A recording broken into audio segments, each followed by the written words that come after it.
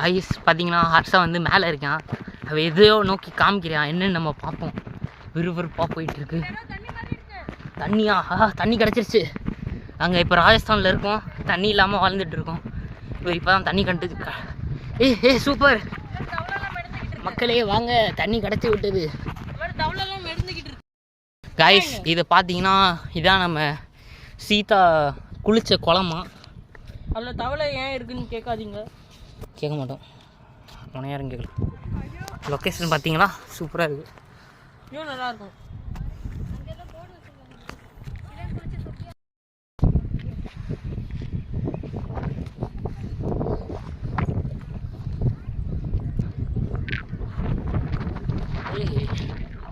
மாடு என்ன அது? பீச்சா? கடல் கரைன்னு நினைக்கிறேன்.